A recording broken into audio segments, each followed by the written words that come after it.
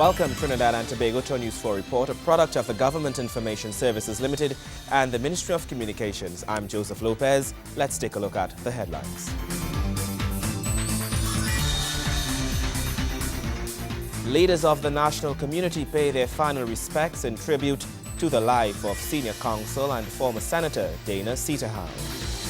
Primary school students, parents and teachers across the country breathe a sigh of relief as the SCA examination ends.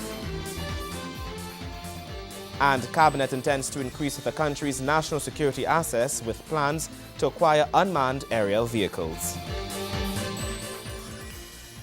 Thank you for joining us. Hundreds turned up to bid farewell to fallen lawyer, senior counsel and former Senator Dana Sitahal during her funeral service in Tunapuna. From President His Excellency Anthony Carmona to Prime Minister Kamla Persad-Visesa, those delivering messages chose to highlight the message of her life over her passing. An emotional send-off is the least of words that can be used to describe the funeral of senior counsel and former independent Senator Dana Sitahal. The crowd spilled over the Amalaya Presbyterian Church in Tunapuna as hundreds showed up to bid farewell to the slain lawyer. Hierarchy members in the legal fraternity, along with cabinet members, joined in the mass who showed up to say their goodbyes. While the evening service was a somber one, many attempted to turn the service into one that was celebratory over grief. His Excellency President Anthony Carmona, who also served with her in the legal fraternity as High Court judge, called on those present to let her life be a message as one that calls for justice to be heralded throughout the land. She became a prosecutor par excellence, who recognized that justice is the only social ingredient without which civilized society cannot exist. This is a legacy that must be preserved. It is one which she was willing to die for. To borrow from Don once again, let us never send to know for whom the bell tolls. Rather, let us undertake to ensure that the bells remain silent, and if it is that they must ring, let them ring out the message that Dana Sitahal Senior Counsel exemplified in her lifetime: justice for all.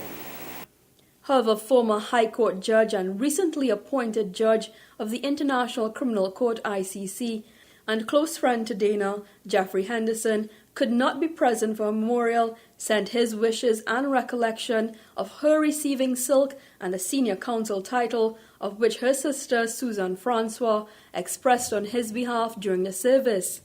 Dana's silk was real silk. My life, our lives, are much richer for having known Dana, or Seats, as we called her. Dana taught hundreds of law students at the Hugh Wooding Law School. She was a national and regional consultant and resource to many CARICOM countries on criminal justice issues. She was the author of the best-selling and first of its kind regional textbook, Commonwealth Caribbean Criminal Practice and Procedure. Dana was far too modest to admit it, and when I used to tell her that, she would laugh, but she had to be one of the best known and one of the most highly regarded attorneys within the CARICOM. Some may have found her a bit rough. I did, sometimes. But she did not have a bad bone in her body. Her bluntness was her honesty showing through, and everything she did was done in good faith. In delivering the funeral sermon, Reverend Daniel Tiloksing called on those gathered to commemorate her life and to remember her in their actions. Murder is man's doing, and it is not the will of God. He watched us split the atom. He watched us conquer space. And he gave us free will, and he hopes that in our growth, this is how I understand the great mind of the universe we call God. He hopes that in our growth and development, we will also learn to conquer hate, not only conquer space. We will conquer hate and bitterness and learn to respect human life and learn to love our neighbors as ourselves. Prime Minister Kamla Persad-Bissessar sought to keep her words short, sharing only a scripture from the book of Romans chapter 5. Therefore, being justified by faith, we have peace with God through our Lord Jesus Christ, by whom also we have access by faith into this grace, wherein we stand and rejoice in hope of the glory of God. And not only so, but we glory in tribulations also, knowing that tribulation worketh patience. While many chose to reflect on the impact she had on our society, it was one of her closest of friends and former classmate from law school, Merlin Boyce, who chose to celebrate her life and share with those gathered her fondest memories of Dana, to whom she described as a pillar, but wanted her to be remembered as a woman and a lady like any other. In one of our recent conversations, she gushed over a hairdresser she discovered in Chaguanas, who did such a fantastic job that she received lots of compliments. She was so pleased with his hairstyle that she was prepared to continue to visit him all the way down there. Yes, our quintessential professional woman par excellence, like any other woman, appreciated very much when others remarked she looked nice. To Trinidad and Tobago, she served as an attorney at law and senator, but firstly she was a sister and an aunt. Nieces and nephews took the time to share with the world who she was and what she meant to their family. I didn't know her as Dana Sital SC or Dana Sital Senior Counsel. I just knew her plainly as Auntie Dana. A task that seems simple at first but seems to be getting harder by the second. Most people know her as a well-accomplished lawyer, but I also know her as a great aunt, always available for advice and to talk to, never one saying she was too busy or didn't have the time. Auntie Dana loved her family immensely, and without doubt, we have all experienced her tough love at some point. My Auntie Dana had a pure, gentle, and loving heart. She was always there to support my family through any difficult times we may have encountered. The first dryer my mom owned was given to her by Auntie Dana. The first time I visited the Wildfowl Trust, Auntie Dana carried my cousins and I. The first Broadway show I attended, I saw because Auntie Dana carried me. She was the reason I ran my first marathon. Surely she could have lapped me 2 to 3 times, but she was there waiting on me at the finish line, cheering me on. You started what you finished. The first time my daughter Isabella ate chocolate was from the hands of you, Auntie Dana. I promised my mom that Isabella will know all her siblings, and even though Auntie Dana may no longer be with us in her physical being, the legacy she leaves behind will surely outlive us all. She taught us about fearlessness. That is the only way you can truly be free. You can't live this life and be burdened by fear and think that you are living in a free world. There's something else better, and you should strive for it. So we tried out. Auntie and I, we planned this chess game, and I've been preparing for months to play her. It seems as though I'll spend some more time preparing to play her until we meet again. Because there are never any goodbyes between us. There's always until we meet again. The service heard many sing songs of comfort, including soca monarch Marshall Montano, singing a song specially written in her memory. So don't you go leave me, no, not today, 'cause I need you, I want you to stay all the time that we shared was so real. Her memory is one that will live on in the hearts she touched, a nation. Kimbram Calawan, News 4. Fitting tributes indeed. We'll take a short break. When we return, more news.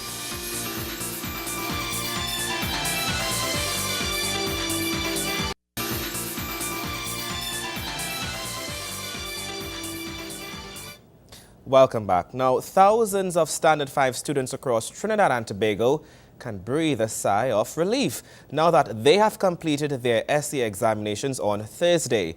And while for many of the students it was perhaps a walk in the park, their dedicated parents and teachers are hopeful that their sacrifice and support will not go in vain.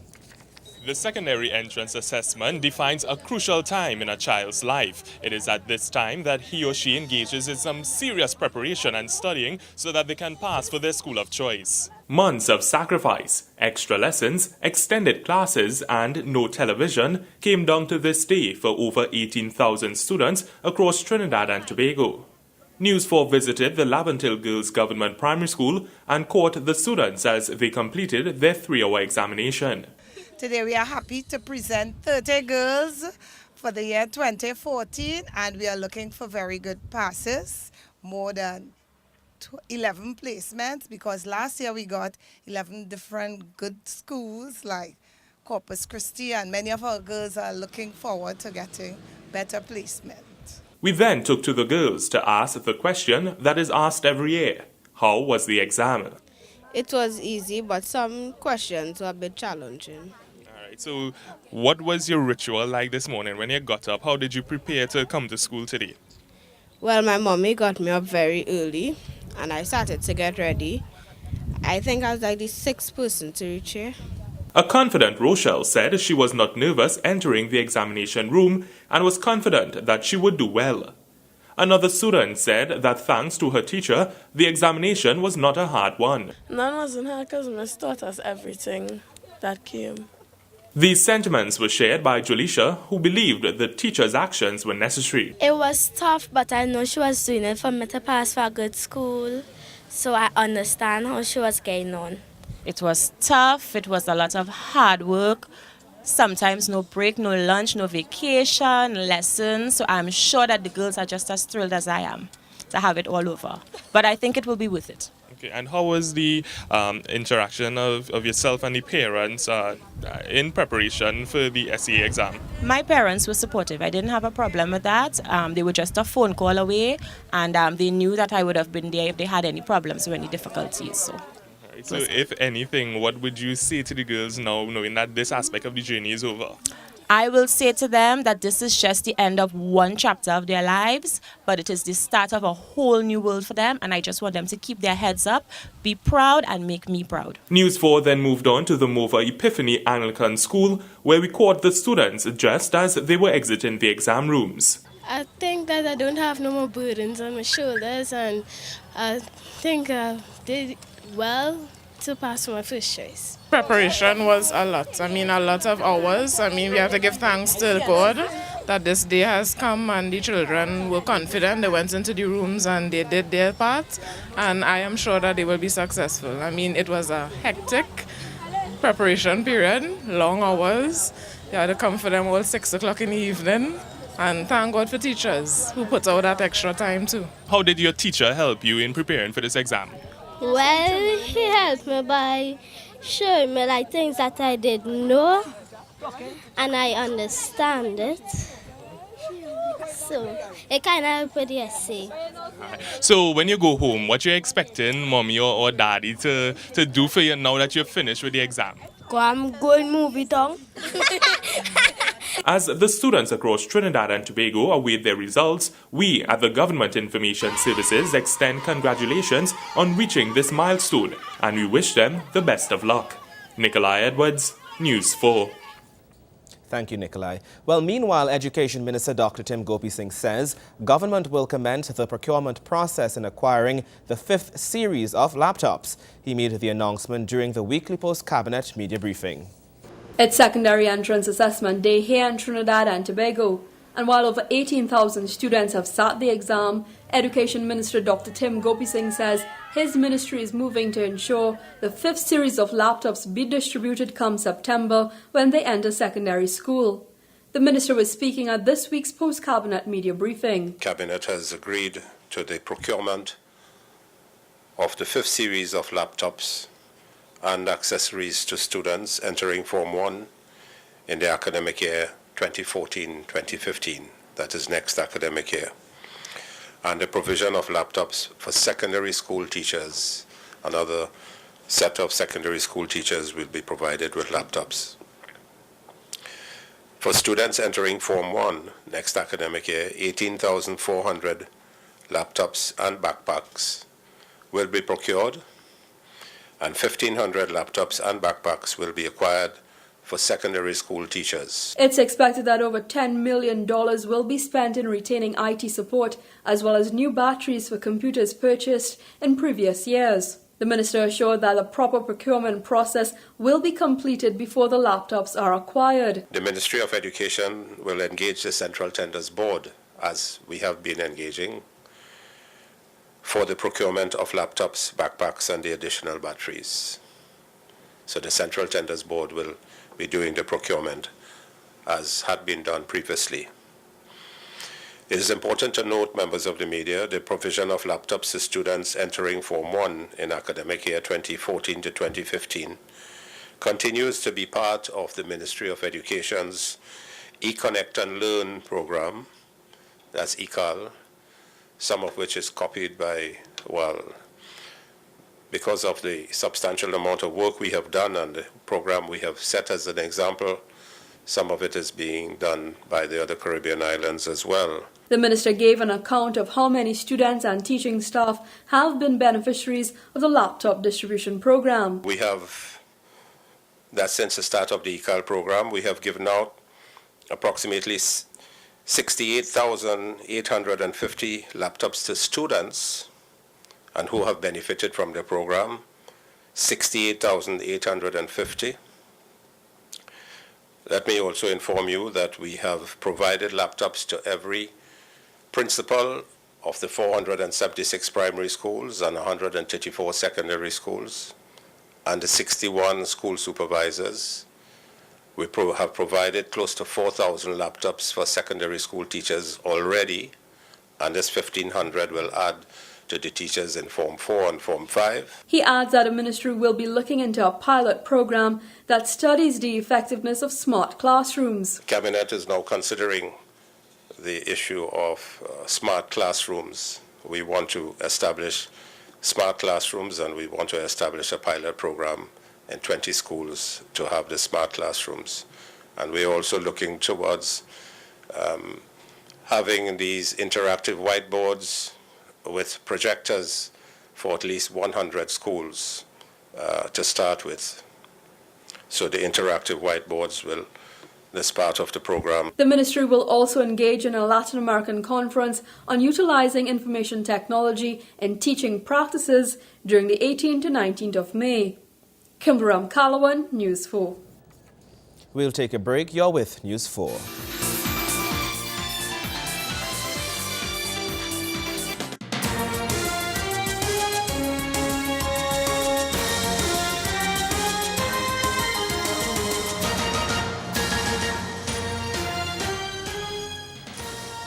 Welcome back. In sports news, as players in the Trinidad and Tobago Digital Pro League look to end their season, they can look forward to competing for one final trophy. The 2014 edition of the Digital Pro Bowl was launched on Thursday, with players, coaches and team officials all excited to get their hands on the massive trophy. Action in the Digital Pro Bowl kicks off this Friday with the 8 teams involved facing off in the quarterfinal matchup. Speaking at the launch of this year's edition of the competition, Chief Executive Officer of the TT Pro League, Dexter Skeen, says there's no better way to end an exciting season than with an exciting competition. If what has transpired to date is any indication of things to come, we are expecting a truly exciting Digital Pro Bowl with a high standard of quality football. This is a winner-take-all for $100,000. A fine brand extension to close off this 2013-14 season. It is an open draw, which adds to the fuel and the excitement. The quarterfinals will take the form of double headers at the Atto Bolden and Hazley Crawford Stadium on Friday evening. At the Hazley Crawford Stadium, San Juan Jablote and Police FC will kick off the double header, with Caledonia AIA and DirecTV W Connection ending the night. Meanwhile, in Couva, Point Fortin Civic FC will host the first game against Defence Force, while Northeast Stars and Central FC will play the second game of the night.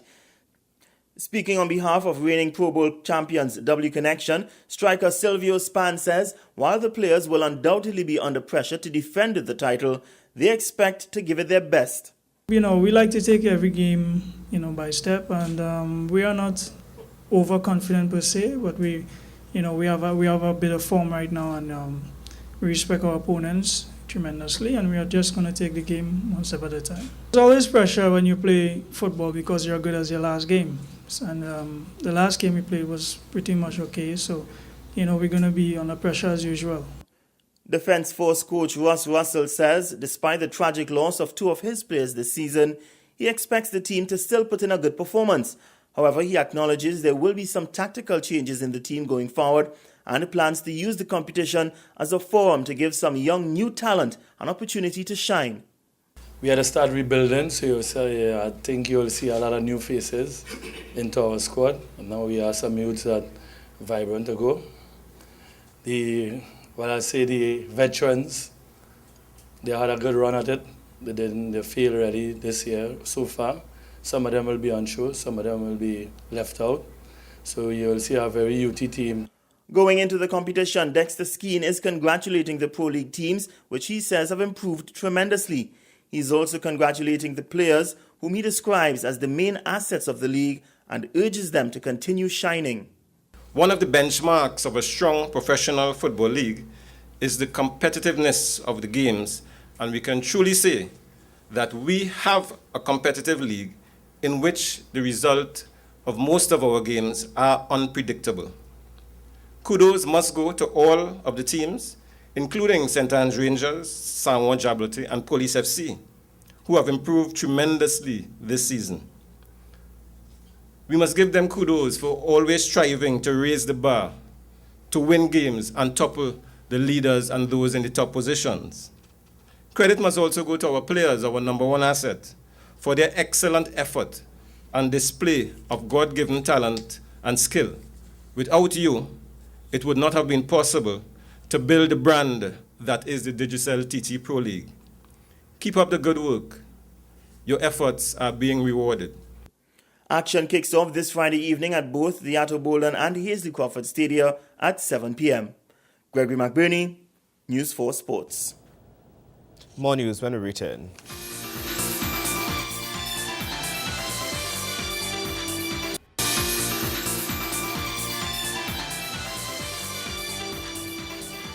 Welcome back.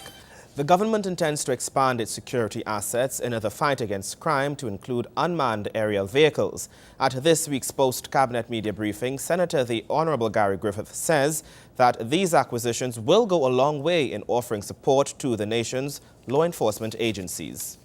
The Ministry of National Security will move to acquire several important and critical assets required for the government's success in the war against crime. On Thursday, Minister of National Security, Senator the Honorable Gary Griffith, revealed some of the intended acquisitions that were approved by the Cabinet. It is the intention of the Government of Trinidad and Tobago to provide proper financial, administrative and logistic support for law enforcement agencies. That can be the best way that they can go ahead to deal with the national security issues.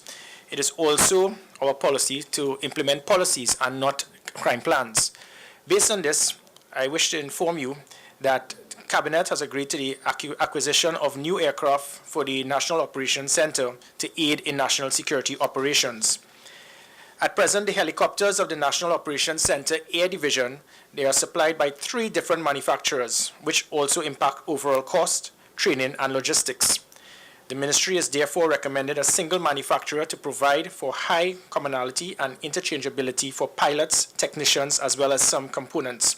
The end result will be a safer, more effective, and cheaper operation. Minister Griffith noted that the NOC is presently outfitted with 4 aircrafts, 3 of which are light twin turbines and 1 medium twin turbine, most of which are over 30 years old and are obsolete.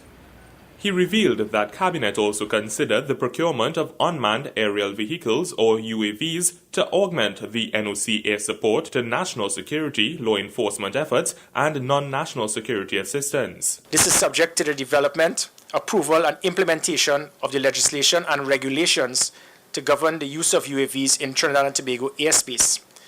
The UAVs will be a significant value to add to our national security apparatus for remote sensing, reconnaissance, surveillance, deterrence, and early warning purposes.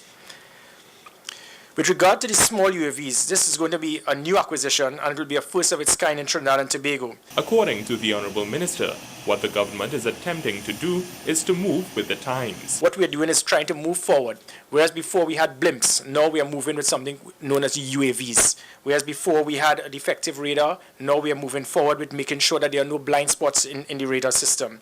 Whereas before we had defective fast patrol vessels that we got from Austal, now we are acquiring effective, efficient 50-meter vessels.